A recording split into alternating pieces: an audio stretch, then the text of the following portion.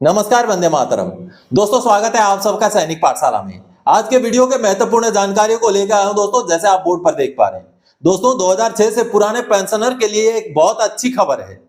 दोस्तों, 2006 से पुराने पेंशनर का अब कहीं ना कहीं काम बनते हुए दिखाई दे रहे हैं।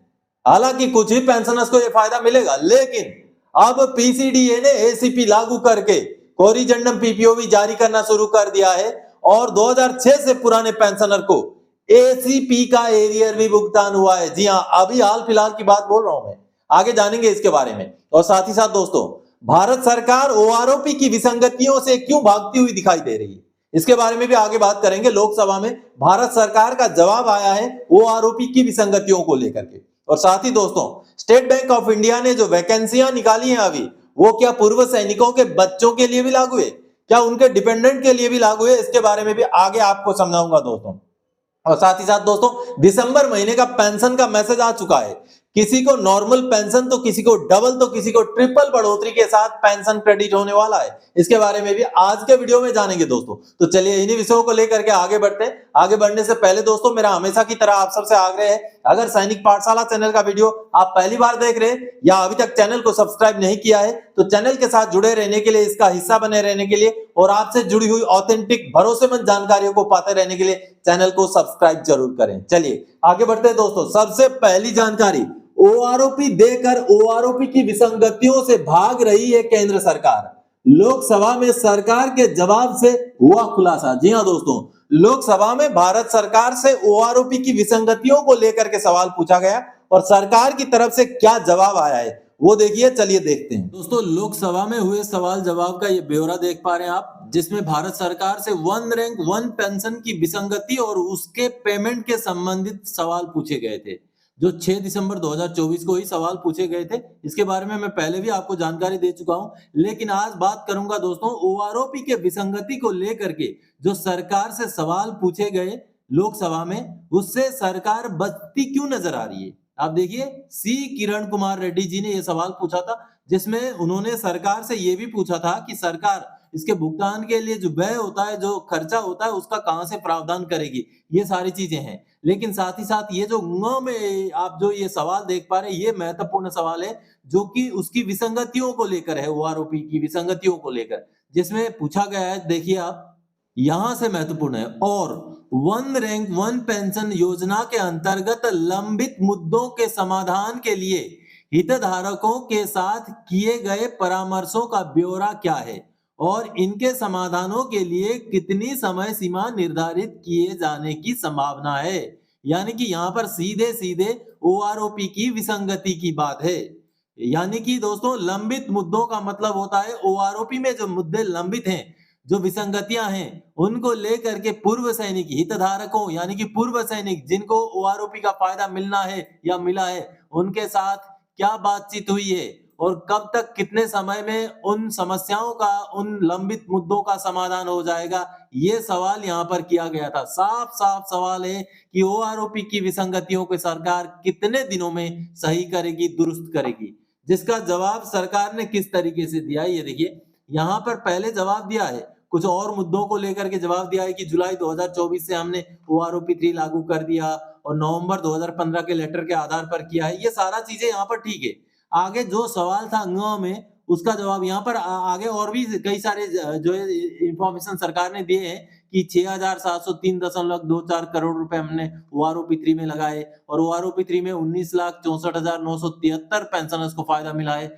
लेकिन जो सवाल किया गया था ङ नंबर सवाल में, जिसमें सवाल किया गया था कि सरकार ओआरओपी की विसंगतियों के ऊपर क्या कर रही है, जिसमें जवाब ये है, सरकार ने ओआरओपी के अंतर्गत भुगतान करने के लिए बजट के पर्याप्त प्रावधान किए हैं। यहाँ पर सरकार ने गोलमोल जवाब दिया है। सवाल कुछ और था, जवाब कुछ और दिया है। ये देखिए, सवाल आपको दोबारा दिखा देता हूं। यहाँ पर देखिए, सवाल ये है, 9 नंबर सवाल ये है, जिसमें कहा गया था कि योजना के अंतर्गत लंबित मुद्दों के समाधान के लिए हितधारकों के साथ किए गए परामर्शों का ब्यौरा क्या है और इन्हें समाधान के लिए कितनी समय सीमा निर्धारित की जाने की संभावना है। और जवाब सरकार ने क्या दिया है, सरकार ने ओआरओपी के अंतर्गत भुगतान करने के लिए बजट के पर्याप्त प्रावधान किए हैं। तो आप सबने देखा दोस्तों, कहीं ना कहीं भारत सरकार ने ओआरओपी तो दे दिया, लेकिन उसकी विसंगतियों को लेकर के सरकार दूर भाग रही है। अब यहाँ पर छोटा सा मैं आपको एग्जाम्पल देना चाहता हूं। क्या माता पिता की जिम्मेवारी केवल बच्चे को पैदा करने तक ही सीमित होती है? मान लीजिए बच्चा पैदा करना है, आपने कर दिया, अगर उस बच्चे में बीमारी हो तो उसका इलाज करने का काम भी माता पिता का ही होता है। इसी तरीके से अगर भारत सरकार ने ओआरओपी लागू किया है, उसमें अगर विसंगतियां हैं, उसमें अगर त्रुटियां हैं, तो उसको दूर करना भी भारत सरकार को ही पड़ेगा। तो सरकार विसंगतियों से दूर ना भागे और ओआरओपी की विसंगति को जल्द से जल्द सरकार दूर करे। दोस्तों चलिए अगली जानकारी की ओर आगे बढ़ते हैं। दिसंबर का पेंशन का स्पर्श से आया मैसेज, किसी को नॉर्मल, किसी को डबल फायदा तो किसी को ट्रिपल फायदे के साथ दिसंबर का पेंशन 31 दिसंबर को आएगा खाते में। जी हाँ दोस्तों दिसंबर महीने का एडवांस इंटीमेशन का स्पर्श से मैसेज आना शुरू हो गया। ये जो मैसेज आप देख पा रहे हैं, इसमें से कुछ पेंशनर्स को नॉर्मल जो है मैसेज आया है, यानी कि नॉर्मल पेंशन आएगा, पिछले महीने जितना आया उतना ही आएगा। कुछ पेंशनर्स को डबल बढ़ोतरी के साथ आएगा, यानी कि जिनका ओआरओपी 3 का रिवीजन पिछले महीने तक नहीं हो पाया था, इस महीने के बीच में हुआ है, उनको ओआरओपी 3 के बढ़ोतरी के साथ उनको पेंशन मिलेगा, यानी कि डबल बढ़ोतरी। अब कुछ पेंशनर्स को ट्रिपल बढ़ोतरी के साथ पेंशन मिल रहा है। जी हाँ, डीआर बढ़ा हुआ तो मिलेगा, साथ ही साथ उनका ओआरओपी भी एडजस्ट हो गया और बहुत सारे पेंशनर्स का अब के इसी महीने में एमएससीपी और एसीपी भी एडजस्ट हुआ है, तो उनको ट्रिपल बढ़ोतरी के साथ पेंशन दिसंबर महीने का मिलने जा रहा है। दोस्तों तो चलिए 31 दिसंबर को हमारे खाते में पेंशन क्रेडिट हो जाएगा। हम आशा करते हैं कि सभी को सही पेंशन क्रेडिट हो जाए। चलिए अगली जानकारी की ओर आगे बढ़ते हैं। दोस्तों क्या ईएसएम के बच्चों को भी एसबीआई की भर्ती में रिजर्वेशन मिलेगा?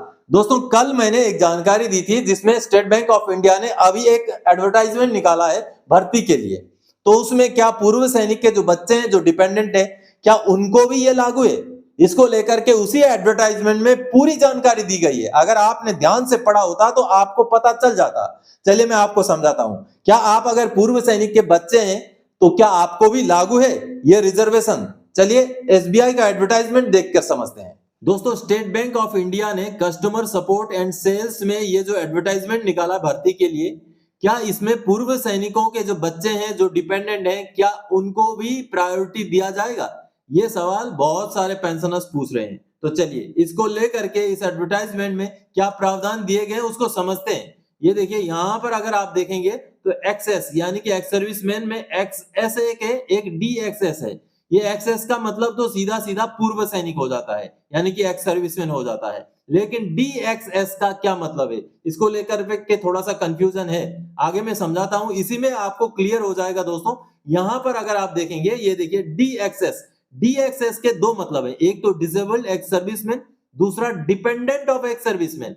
यहां पर डिपेंडेंट ऑफ एक्स सर्विसमैन तो लिखा हुआ है दोस्तों, लेकिन इसको समझने के लिए आपको नीचे देखना पड़ेगा। यहां पर ये देखिए, the reservation under various categories will be as per prevailing government guidelines. और आगे देखिए यहां पर जो एक्स सर्विसमैन और डिसेबल्ड एक्स सर्विसमैन या डिपेंडेंट के बारे में क्या लिखा हुआ है, 4.5% of the total vacancies are reserved for disabled ex-servicemen and dependents of servicemen killed in action। Clear है, dependents of serviceman killed in action, यानी कि जिनकी मृत्यु एक्शन के दौरान, यानी कि लड़ाई के दौरान, काउंटर इंसर्जेंसी के दौरान हुई है, उनके जो बच्चे डिपेंडेंट हैं, केवल उनके लिए है ये रिजर्वेशन। सीधा सीधा साफ साफ यहाँ क्लियर होता है, क्योंकि 10% जो रिजर्वेशन है वो पूर्व सैनिकों के लिए है और 4.5% जो रिजर्वेशन है वो डिसेबल्ड पूर्व सैनिक और dependents of serviceman killed in action के लिए है। आगे देखिए दोस्तों, और डिसेबल्ड जो सोल्जर है, डिसेबल्ड सोल्जर का क्या डेफिनेशन है वो भी आपको यहाँ पर दिखाई देगा। ये देखिए एक्स सर्विसमैन, यहाँ पर डिसेबल्ड एक्स सर्विसमैन का भी जो है क्या होगा उनका क्राइटेरिया वो दिया गया है। ये देखिए एक्स सर्विसमैन कौन कहलाएंगे और डिसेबल एक्स सर्विसमैन कौन कहलाएंगे, साथ ही साथ डिपेंडेंट्स के लिए क्या रूल है, ये पूरा चीजें यहाँ पर दिया हुआ है। ये देखिए डिसेबल के लिए, देखिए डिसेबल एक्स सर्विसमैन कौन होंगे, ex serviceman who while serving in armed forces of the union were disabled in operation against the enemy और in disturbed areas shall be treated as disabled ex serviceman. आगे dependence of serviceman killed in action का भी यहाँ पर पूरा ब्यौरा दिया गया है कि जैसे वार, लड़ाई में हो, वार लाइक ऑपरेशन, लड़ाई जैसे ऑपरेशंस में हो, तो इस तरीके से। सी में देखिए फाइटिंग अगेंस्ट आर्म्ड होस्टाइल्स। आगे देखिए डी में serving with peace keeping mission, यानी कि जब पीस कीपिंग मिशन अब्रोड, यानी कि जो यूएन मिशन के दौरान अगर किसी की जो है शहादत होती है। तब जिन भी पूर्व सैनिक ने अगर अपना एक्स सर्विसमैन का कोटा का इस्तेमाल नहीं किया है तो उनके बच्चों को जो है कम से कम रिजर्वेशन मिलना चाहिए। ये एक बहुत महत्वपूर्ण पॉइंट है, क्योंकि पूर्व सैनिक, बहुत सारे पूर्व सैनिक ऐसे हैं जो बाद में रीएम्प्लॉयड नहीं हुए, अगर हुए भी तो अपना एक्स सर्विसमैन का कोटा का इस्तेमाल नहीं किया उन्होंने। तो जिन्होंने भी अपना एक्स सर्विसमैन का कोटा का इस्तेमाल नहीं किया है, उनका जो एक्स सर्विसमैन का कोटा है वो कम से कम उनके बच्चों को मिलना चाहिए। तो ये एक बहुत अच्छी मांग है। अगर इस मांग को सरकार लागू करे तो बहुत सारे बच्चों को इस तरीके से उनके कोटे में नौकरी मिलने के चांसेस हो सकते हैं। चलिए आगे बढ़ते हैं अगली जानकारी की ओर। बड़ी खुशखबरी, प्री 2006 के पेंशनर का एसीपी लागू करके पीसीडीए ने निकाला पीपीओ, एरियर भी डाला खाते में। जी हाँ दोस्तों, ये बड़ी खबर है। बहुत सारे पेंशनर्स को ये जानकारी थी ही नहीं कि 2006 से पुराने पेंशनर्स को भी एसीपी लागू है। जी हाँ दोस्तों, और इसके बारे में जानकारी पहले सैनिक पाठशाला से मिलने आपको शुरू हुई लगभग 2 साल पहले से। उसके बाद मानो पेंशनर्स के बीच में एक जागरूकता आ गई, पेंशनर्स ग्रीवेंस डालने लग गए। आज के डेट में बहुत सारे पेंशनर्स का एसीपी का पार्ट टू ऑर्डर प्रोसेस में है। बहुत सारों को लागू है, बहुत सारों को लागू नहीं है। हालांकि बता दूं 2006 से पुराने पेंशनर्स का जो एसीपी है, उस एसीपी के लिए आपको टेक्निकल ट्रेड भी पास करना होता है, एमआरबी क्लियर होना होता है। लेकिन अगर आप उन सारे क्राइटेरिया को पूरा करते हैं तो आपको एसीपी मिल सकता है। ऐसे ही एक पेंशनर को आज आखिरकार जाकर के एसीपी एडजस्ट होके पीपीओ भी जनरेट हो गया और उनके खाते में उसका एरियर भी आ गया। जी हाँ दोस्तों, 2006 से पुराने पेंशनर की मैं बात कर रहा हूं। चलिए डॉक्यूमेंट्स पहले देखते हैं। देखिए दोस्तों, महेश प्रसाद मिश्रा जी ने ये ग्रीवेंस डाला। ये ग्रीवेंस डाला था और ये ग्रीवेंस कब डाला गया था? 21 जनवरी 2024 को। यहाँ देखिए, और ग्रीवेंस में उन्होंने एसीपी को लेकर ग्रीवेंस डाला था। क्या लिखा था आप यहाँ पर देखिए, साफ साफ उन्होंने लिखा था, श्रीमान जी मेरा सर्विस नंबर ये है, मैं नायक रैंक से 22 साल सर्विस करके 31 दिसंबर 2005 को रिटायर हूं। मुझे एसीपी हवलदार की पेंशन मिलनी चाहिए क्योंकि मैं 20 साल से ज्यादा की सर्विस करके रिटायर हुआ हूं। क्योंकि मिनिस्ट्री ऑफ डिफेंस के द्वारा 7 अगस्त 2003 को लेटर जारी किया गया था जिसमें एसीपी के बारे में बताया गया है, जिसकी कॉपी मेरे द्वारा अपलोड की जा रही है एवं मेरा पार्ट टू ऑर्डर करके मेरी पेंशन को रिवाइज किया जाए और मुझे एसीपी हवलदार की पेंशन दिलाए जाने की कृपा की जाए। ये देखिए, साफ साफ इन्होंने ये ग्रीवेंस डाला। उसके बाद रिकॉर्ड ऑफिस ने क्या एक्शन लिया आगे दिखाता हूं आपको, लेटर दिखाता हूं। ये देखिए, ये लेटर निकाला गया 31 जनवरी 2024 को। 21 जनवरी को उन्होंने ग्रीवेंस डाला और 31 जनवरी को रिकॉर्ड ऑफिस ने पीओआर में उनका डॉक्यूमेंट भेज दिया है। देखिए, पेंशनर को जानकारी दी। उन्होंने कहा रिकॉर्ड ऑफिस ने कि it is intimated that LPC cum data sheet for grant of ACP to the rank of havildar rank pension is being forwarded to POR the RRC Fatehgarh for verification audit and onward submission to PCDAP Prayagraj for issue of corrigendum PPO. ये देखिए, उनका जो है तुरंत action ले लिया record office ने। उनका एलपीसी कम डाटा शीट बना करके पीओआर को भेज दिया ताकि वहां ऑडिट हो और आगे पीसीडीए जाए कोरिजेंडम पीपीओ जारी होने के लिए।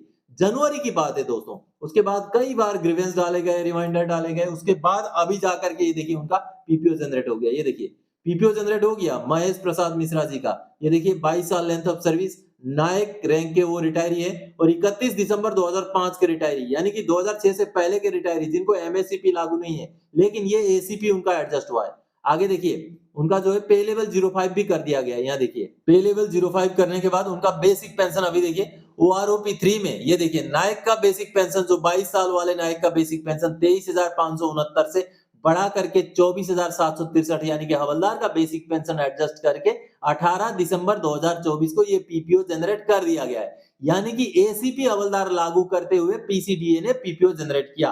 अब इसका एरियर भी उनको दे दिया।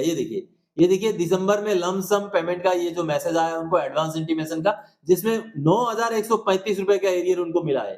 9,135 रुपए का ये जो एरियर है दोस्तों, ये जुलाई 2024 से अभी तक का एरियर दिया गया। अब इन पेंशनर को जनवरी 2006 से लेकर जून 2024 तक का भी एरियर लागू है। तो आप सबने देखा दोस्तों। अब इन पेंशनर के साथ जो मेरी व्हाट्सएप में बातचीत हुई थी, जो उनका वीडियो मैसेज आया, वो देख लीजिए।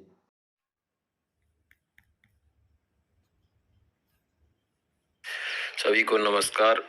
मेरे पिताजी दिसंबर 2005 में रिटायर हुए थे। उनका एसीपी एडजस्ट हुआ है। दिसंबर 2024 में पीपीओ जारी हो चुका है। मुझे जानकारी नहीं थी, लेकिन सैनिक पाठशाला यूट्यूब चैनल से जुड़ने के बाद मुझे जानकारी प्राप्त हुई और मैंने सही कार्यवाही की, जिसके कारण मेरे पिताजी को अब हवलदार की पेंशन प्राप्त होगी, जिसका पीपीओ भी जारी हो चुका है। इसलिए सैनिक पाठशाला को बहुत बहुत धन्यवाद। तो आप सबने देखा दोस्तों, अगर पूर्व सैनिक खुद जागरूक हो, वो ना है सही, उनके बच्चे भी अगर जागरूक हो, तो इस तरीके से उनको पुराने बकाए, पुराने हक, एसीपी, एमएससीपी मिल सकता है। दोस्तों आप भी जागरूक बने, वीडियोस को शेयर जरूर करें, लाइक करें। सैनिक पाठशाला से अगर पहली बार आप जुड़े हैं तो चैनल को सब्सक्राइब जरूर करें, ताकि आपको ऐसी जानकारियां निरंतर मिलती रहें। तो दोस्तों आज के इस वीडियो में इन्हीं जानकारियों के साथ आया था। आगे और कोई जानकारी तक आपसे सरोकार रखने वाला विषय लेकर मैं फिर से हाजिर हो जाऊंगा। तब तक के लिए जय हिंद दोस्तों।